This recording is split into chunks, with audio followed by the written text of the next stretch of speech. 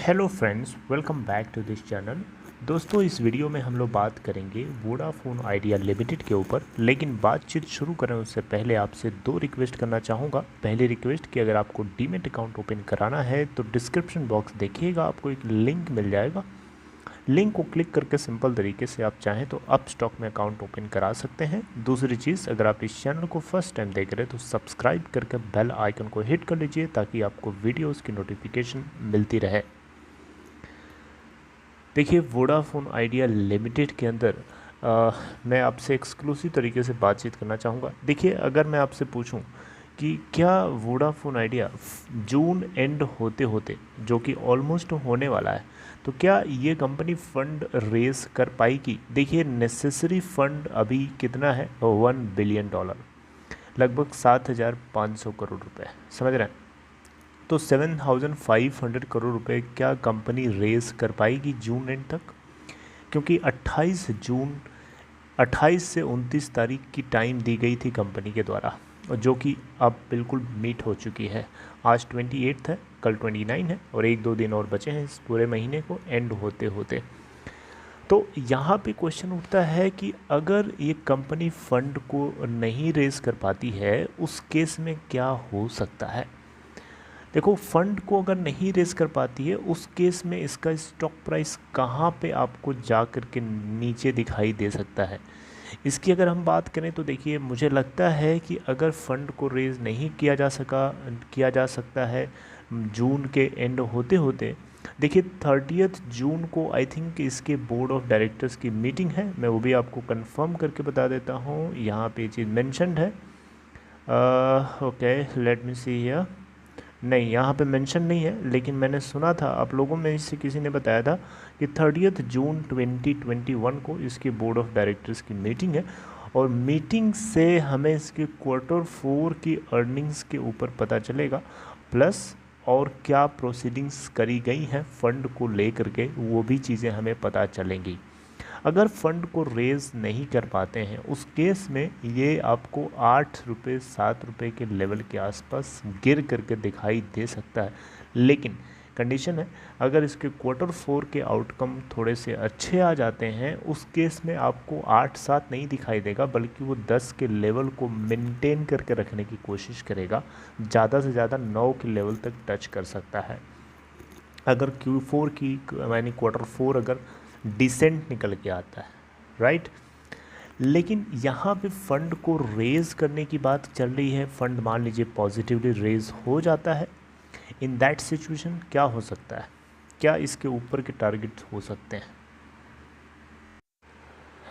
देखिए, फंड को शायद रेज़ करने के लिए इसके Q4 का इंतज़ार किया जा रहा हो, ये भी एक पॉइंट हो सकता है।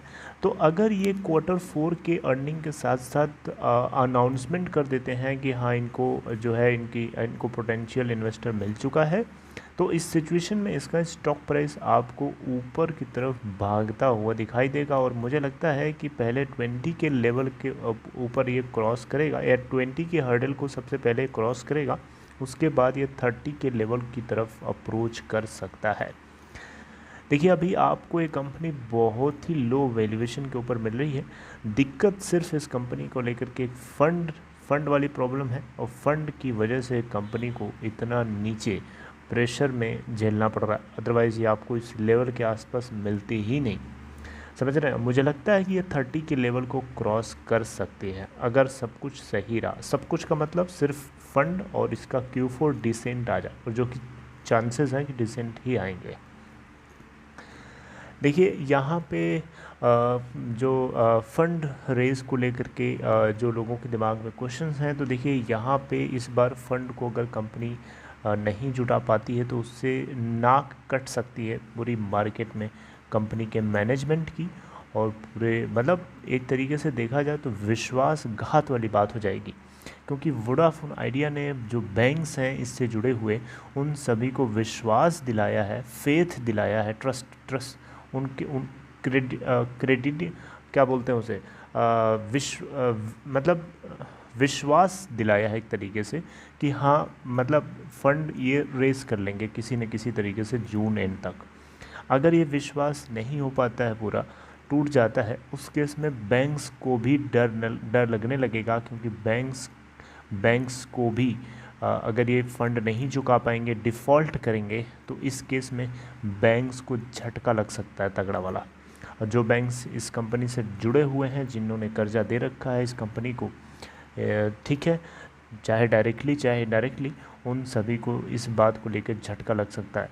तो ये अलग अलग पॉइंट ऑफ व्यू से देखिएगा तो इसको जोड़ करके अलग अलग पॉइंट से हर तरीके से ये एक नेगेटिव बात हो जाएगी, समझ रहे हैं। तो मुझे लगता है कि किसी भी तरीके से मैनेजमेंट इस बात को डिस्क्लोज़ नहीं कर रहा है अभी हाल फिलहाल में, ताकि लोगों को ये बात जो है प्राइवेट रखी जाए, क्योंकि अभी किसी भी चीज़ को मटेरियलाइज बिना हुए पहले उसको डिस्क्लोज़ कर देने से हवा बन जाती है वो चीज़, और मार्केट में अगर ना वो चीज़ पूरी हो तो उसका हाइप जो क्रिएट हुआ होता है उतना ही नेगेटिव, उससे कई गुना ज़्यादा नेगेटिव हाइप क्रिएट होता है, जो कि पूरी मार्केट में इमेज ख़राब करता है।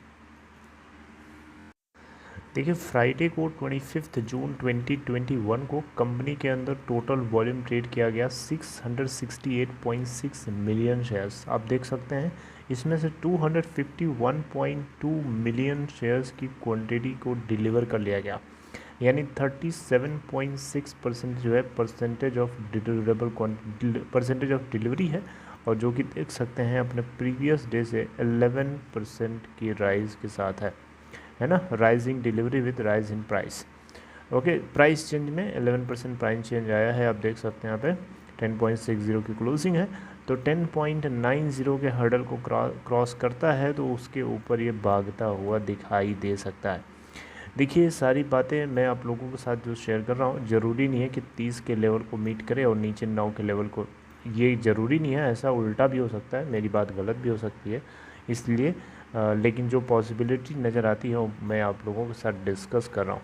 देखिए, पॉजिटिव रहिए, होपफुल रहिए, और यही हम उम्मीद करेंगे कि कंपनी किसी भी न किसी तरीके से फ़ंड को रेज़ करे, ताकि लोगों का क्रेडिट वर्दिनेस जो है लोगों की बनी रहे और लोगों का विश्वास बढ़े इस कंपनी में। और मुझे लगता है कि कंपनी आगे चल करके अच्छा रिटर्न दे सकती है अपने इन्वेस्टर्स को, लेकिन इतना ज़रूर श्योर है कि अगर इस चढ़ना शुरू करेगी तो शायद आपको एंट्री करने का मौका ना दे, क्योंकि चढ़ेगी तो बहुत एग्रेसिव तरीके से चढ़ेगी, इतना आसानी से आप एंट्री भी नहीं कर पाएंगे इसमें। तो मुझे लगता है कि अगर आप ये जब ये नीचे था 8-9 के आसपास, उस समय अगर आपने बाइंग किया हुआ है तो आप होल्ड करिए, होल्ड करके बने रहिए और देखते रहिए क्या हो रहा है, उसके अकॉर्डिंग आप डिसीजन ले सकते हैं। बाकी आपकी मर्ज़ी है, आप चाहें तो आप अभी भी बेच करके प्रॉफिट बुक करके आप फिर से वेट कर सकते हैं इसके नीचे के गिरने का, और फिर आप इसके अंदर एंट्री कर सकते हैं, या फिर आप बने रह सकते हैं। It's all up to you. Okay, so this is all for this video. I hope you like this information. मैं आपसे वोडाफोन आइडिया को लेकर के हाईली अलर्ट हूँ, आगे कुछ भी होता है डेफिनेटली आपको पता चलेगी। So for that you don't have to miss any video, any notification, and for that you need to subscribe this channel and press the bell icon so that you will be getting every notification timely, right? So this is all. Take care friends, see you next time.